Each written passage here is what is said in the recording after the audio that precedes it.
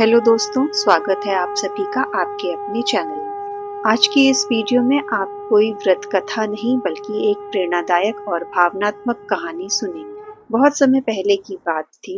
एक छोटे से गांव में एक गरीब किसान अपनी पत्नी और बेटे के साथ रहा करता था। उसका नाम हरि था। हरि बहुत ही ईमानदार, मेहनती और सबसे बड़ी बात कि वो भगवान शिव का परम भक्त था। हरि बहुत ज्यादा धनवान नहीं था, ना ही उसके पास कोई बहुत बड़ा जमीन का टुकड़ा था, लेकिन मेहनत उसकी पूजा थी और भगवान शिव जी पर उसका बहुत गहरा आस्था और अटूट विश्वास था। हर सुबह सूरज की पहली किरण के साथ वह उठता, नदी में स्नान करता और अपने छोटे से घर के एक कोने में बने शिवलिंग पर बेलपत्र, जल, फूल अर्पित करता। उसका मंत्र होता ओम नमः शिवाय। वही उसका संबल था, वही उसका विश्वास था और वही उसका सहारा। उसकी पत्नी गौरी और बेटा सोहन, तीन ही लोग थे पूरे परिवार। दिन भर खेतों में मेहनत करता, शाम को घर लौटकर रूखा सूखा जो भी बना होता वही तीनों लोग खा लेते थे। फिर वही उसके बाद भगवान के सामने दीपक जलाना और अपनी मौन प्रार्थना में लीन हो जाता था। और इसी प्रकार वक्त बीतता गया और मॉनसून ने भी साथ छोड़ दिया। उस साल बारिश नहीं हुई और सारे के सारे खेत सूखने लगे। फसलें बर्बाद हो गई। गांव के कई लोग शहरों की ओर पलायन करने लगे। लेकिन हरि ने कहा, भोलेनाथ ने जो दिया है उसी में संतोष है। जब उन्होंने खिलाया है इतने साल, तो आगे भी वही खिलाएंगे और हमें संभालेंगे।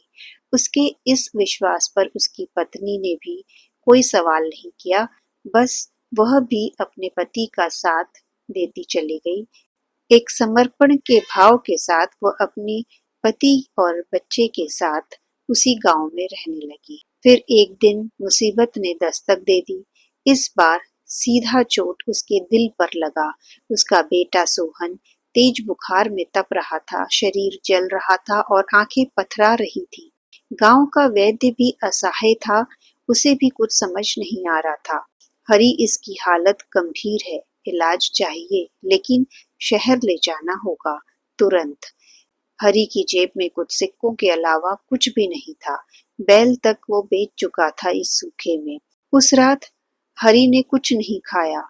वह मंदिर में शिवलिंग के सामने जाकर बैठ गया और मन ही मन उसने प्रार्थना की। उसने कहा, हे महादेव, मैंने कभी कुछ नहीं मांगा आपसे, बस आपकी निरंतर दिल से सेवा की है। आज अपने बेटे की रक्षा कर लो। ये मेरे प्राण हैं, ये मेरा विश्वास है। इसे कुछ हुआ तो मेरा सब कुछ खत्म हो जाएगा। वह थक चुका था, पर विश्वास अब भी जीवित था। महादेव के सामने प्रार्थना करते करते कब उसकी आंख लग गई उसे पता ही नहीं चला। तभी उसे एक सपना आया। सपने में भगवान शिव जी प्रकट हुए, शांत, सौम्य और करुणा से भरपूर। उन्होंने कहा, हे हरि, मैं तेरी भक्ति से अत्यंत प्रसन्न हूँ। ये सब तेरी परीक्षा ही थी। तू कभी डगमगाया नहीं अपनी इस परीक्षा में। तूने धन के बिना भी विश्वास नहीं छोड़ा। तूने मेरी भक्ति को सौदेबाजी नहीं बनाया। तू सफल हुआ। हरि, सूरज की पहली किरण के साथ ही तेरा बेटा भी स्वस्थ हो जाएगा। महादेव के मुख से यह सुनते ही हरि की आंख खुली। आंखों से आंसू झर रहे थे। वह दौड़कर अपने बेटे सोहन के पास गया। उसने देखा सोहन सो रहा था और उसके माथे पर हाथ रखते ही उसे एहसास हुआ कि अब उसका बुखार उतर चुका है। सांसें सामान्य थी, चेहरा शांत था। उसकी पत्नी गौरी ने आश्चर्य से देखा। उसने अपने पति हरि से कहा, लगता है भगवान ने हमारी सुन ली। हरि कुछ नहीं बोला, बस शिवलिंग के सामने सिर झुकाकर बैठ गया। और उस दिन वह जान चुका था कि ईश्वर केवल मंदिर में नहीं, विश्वास में रहते हैं।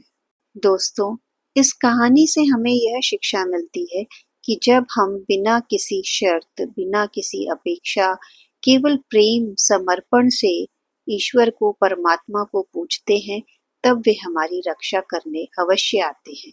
संकट चाहे कितना भी बड़ा क्यों ना हो, यदि मन न डगमगाए तो परमात्मा का आशीर्वाद अवश्य ही प्राप्त होता है।